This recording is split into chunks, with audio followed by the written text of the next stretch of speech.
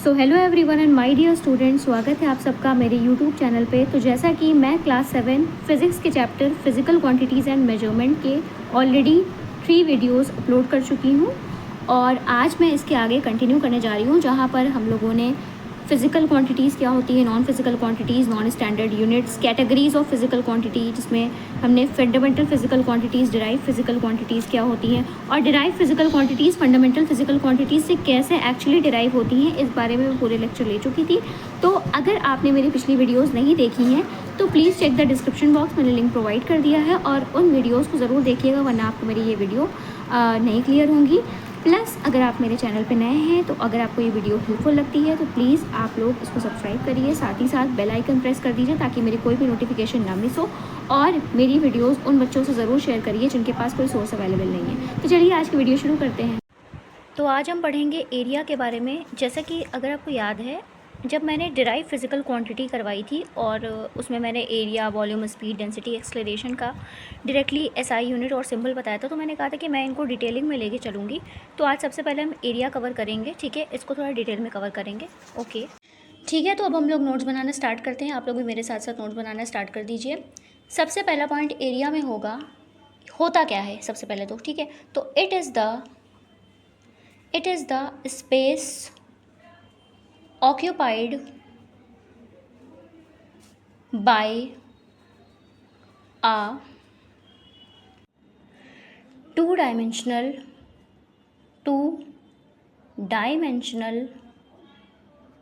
Bracket में 2D और planar object. Underline करेंगे, space underline, 2 dimensional underline, 2D underline, planar underline.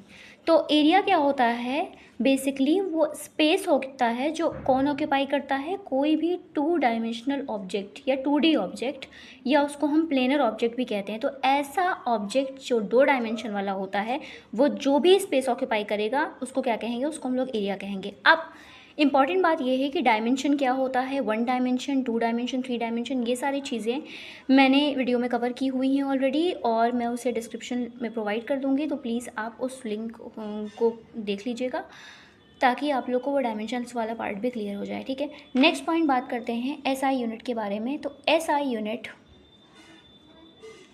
Of area क्या होता है, मैंने पहले भी बताया है, मीटर स्क्वायर, जिसको हम एक और तरीके से लिख सकते हैं उल्टा करके, स्क्वायर मीटर, ठीक है। और इसका सिंबल कैसे बनाएंगे, मीटर स्क्वायर, यानी मीटर की पावर 2, ठीक है। ये क्या हो जाएगा, इसका सिंबल हो जाएगा, ठीक है। नेक्स्ट पॉइंट है हमारा, अच्छा हाँ, यहाँ पे एसआई यूनिट को अंडरलाइन करेंगे। एसआई यूनिट एरिया का क्या होता है, तो वो होता है मीटर स्क्वायर, स्क्वायर मीटर, और ऐसे भी लिख सकते हैं, ठीक है। चलिए अब अदर यूनिट्स ऑफ एरिया की बात करते हैं। अदर यूनिट्स ऑफ एरिया वो क्या होता है, डिपेंडिंग ऑन द एरिया, कि हम किस चीज़ के एरिया के बात कर रहे हैं, ठीक है। तो various type of other units are also there. सबसे पहले आ जाता है किलोमीटर स्क्वायर, ठीक है।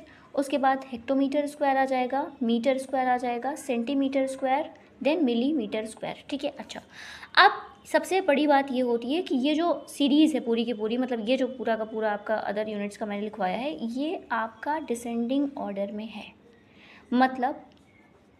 मतलब ये कि ये सबसे बड़ा यूनिट एरिया का सबसे बड़ा किलोमीटर स्क्वायर हो जाएगा, उससे छोटा हेक्टोमीटर स्क्वायर हो जाएगा, उससे छोटा मीटर स्क्वायर, उससे छोटा सेंटीमीटर स्क्वायर, उससे छोटा मिलीमीटर स्क्वायर, नहीं बड़े से छोटा अरेंज किया मैंने, डिसेंडिंग ऑर्डर में अरेंज किया। बीच का मेरा मीटर स्क्वायर ऐसा यूनिट ऑफ एरिया है, ये मीटर स्क्वायर से बड़े हैं ये दोनों के दोनों, और ये क्या है, मीटर स्क्वायर से छोटे होते हैं, ठीक है। अच्छा, नेक्स्ट पॉइंट की बात करते हैं। अब हम यहाँ पे सबसे इंपॉर्टेंट चीज़ आती है कि इसको याद कैसे किया जाए, ठीक है। हाँ, तो इसके लिए एक ट्रिक है, ठीक है। यहाँ पे के पहला हम लेटर अंडरलाइन करेंगे, ठीक है। और उससे एक ट्रिक है, K for Kolkata, H for high court, M से में, C for chief, and M for minister, यानी कोलकाता हाई कोर्ट में चीफ मिनिस्टर, ठीक है। के इसका, एच इसका, एम इसका, सी इसका, एम इसका, यानी कि K kilometre square Kolkata, hectometre square high court, metre square में chief, centimetre square and millimetre square minister. ठीक है, अब यहाँ सबसे इंपॉर्टेंट पॉइंट क्या आता है मैं बताती हूँ। देखिए, अगर हमें किसी भी, जैसे कि हम बचपन से पढ़ते आ रहे हैं कि कुछ बेसिक ज्योमेट्री होती है, कुछ बेसिक शेप्स होते हैं, ठीक है, मैथमेटिक्स में हम स्टार्टिंग से पढ़ रहे हैं, वो होते हैं 4 बहुत ही बेसिक टाइप के, जो कि सर्किल हो गया, स्क्वायर हो गया, ट्राइंगल हो गया, रेक्टेंगल हो गया। इनका एरिया निकालना होता है, रेगुलर शेप से, कोई प्रॉब्लम की बात नहीं है। ठीक है, तो अगर मैं रेगुलर एरियाज़ की बात करूँ, ठीक है, रेगुलर एरियाज़ या रेगुलर शेप्स के जो एरियाज़ होते हैं उनकी बात करूँ, तो सीधा सीधा होता है, सबसे पहला क्या होता है, एरिया ऑफ स्क्वायर की। ठीक है, एरिया ऑफ स्क्वायर के बारे में बात करूँ तो स्क्वायर क्या होता है, जिस ऐसा एक ज्योमेट्री होती है जिसकी सारी साइड्स जो होती हैं वो सेम होती है। अगर ये 5 सेंटीमीटर है तो ये भी 5 सेंटीमीटर, ये भी 5 सेंटीमीटर, ये भी 5 सेंटीमीटर, यानी सारी साइड सेम है। और एरिया क्या निकलेगा, साइड इंटू साइड निकलेगा। ठीक है, साइड इंटू साइड, क्या हम इसको ऐसे भी लिख सकते हैं, और साइड का स्क्वायर, इसकी पावर स्क्वायर, जैसे कल मैंने बताया था, है ना, तो उसको 2 बार लिख लिया मैंने। ठीक है, नेक्स्ट हमारा क्या होता है, area of rectangle. Area of rectangle के बारे में बात करें तो ये क्या चीज़ होती है, एरिया ऑफ रेक्टेंगल इस तरीके का कुछ होता है शेप, जिसमें 2 साइड तो हमारी इक्वल होती हैं, जिसको हम लेंथ बोलते हैं, लंबाई हो गई, और 2 क्या हो जाएंगी, चौड़ाई यानी ब्रेथ हो जाएंगी। ठीक है, तो ये दोनों एक, अगर ये 15 सेंटीमीटर है तो ये भी 15 सेंटीमीटर होगा, और अगर ये 5 सेंटीमीटर है तो ये 5 सेंटीमीटर होगा। ठीक है, यानी 2 साइड्स एक बराबर, 2 साइड्स एक बराबर। तो एरिया ऑफ रेक्टेंगल हमारा होता है length into breadth, length into breadth. ठीक है, एल इंटू बी भी शॉर्ट फॉर्म में लिखते हैं। ठीक है, नेक्स्ट चीज़ आ जाती है area of triangle, area of triangle. ठीक है, त्रिकोण, this like, yes. Area of triangle के बारे में अगर मैं बात करूं तो ये होता है half into base into height. ठीक है, अच्छा, बहुत से लोग को कन्फ्यूजन होती है कि half into base into height में, कभी कभी दिमाग में आता है इंसान के कि ये तो जैसा लग रहा है आधे ट्राइंगल का एरिया है ना। ठीक है, लेकिन ये तो होता है पूरे ट्राइंगल का एरिया। तो ये आया कहाँ से, ये हाफ वाला फैक्टर कहाँ से आया, ये मैं आगे आपको वीडियोस में डिस्कस करूँगी इस टॉपिक पे भी। ठीक है, कि ये ट्राइंगल का एरिया वो आ कहाँ से रहा है। ठीक है, चलिए अभी हम इस बेसिक चीज़ को ही कवर करेंगे। और हमारा जो 4th नंबर पर आता है वो क्या होता है, वो होता है area of circle. Area of circle, circle as we all know कोई साइड नहीं होती है। ठीक है, राउंड होता है सर्किल, एक ही प्लेन में, राइट। और यहाँ पर अगर मैं एक किनारे से दूसरे किनारे पे जाऊँ, या मैं एक कॉर्नर से दूसरे कॉर्नर पे जाऊँ, ठीक है, एक एज से दूसरे एज पे, राइट, तो ये पूरी डिस्टेंस को क्या बोलते हैं, कहीं से कहीं भी जाऊँगे सर, ठीक है, सेंटर से पास होते हुए, ये पूरी डिस्टेंस को हम बोलते हैं डायमीटर बोलते हैं। ठीक है, बस मुझे डायमीटर नहीं लेना होता, मुझे बिल्कुल एग्जैक्टली इसका हाफ लेना होता है, डायमीटर के जस्ट बीच की तरफ इक्वली कट करके। ठीक है, जो दोनों तरफ आ रहा होगा डिस्टेंस, ठीक है, डायमीटर का हाफ, डायमीटर का हाफ, डेट इज़ रेडियस। ठीक है, तो एरिया ऑफ सर्किल हमारा पाई आर स्क्वायर हो जाता है। ठीक है, पाई स्टैंड्स फॉर 360 डिग्री एंगल, यानी कि पूरा जब मैं एक राउंड एक पॉइंट से मैं चली और उसी में घूम के वापस आ गई, जैसे कि एक सर्कल होता भी है। ठीक है, जैसे सर्कल में मैं यहाँ से स्टार्ट करूँ तो मैं, अगर मैं जाऊँगी पूरा घूम के, तो मैं उसी पॉइंट पे वापस पहुँचूँगी, तो 360 degree angle, that stands for pi. ये मैं आगे जब मैं 9 to 12 में बेसिक मैथमेटिक्स अगर मैं कवर करवाऊँगी ही, तो मैं वहाँ पे इसको एक्सप्लेन करूँगी। ठीक है, सारे एंगल्स वगैरह सब कुछ हम एक्सप्लेन करेंगे। ठीक है, बिल्कुल परेशान मत होइएगा। और आर क्या है, रेडियस, वही डायमीटर का हाफ, यानी कि मैं एक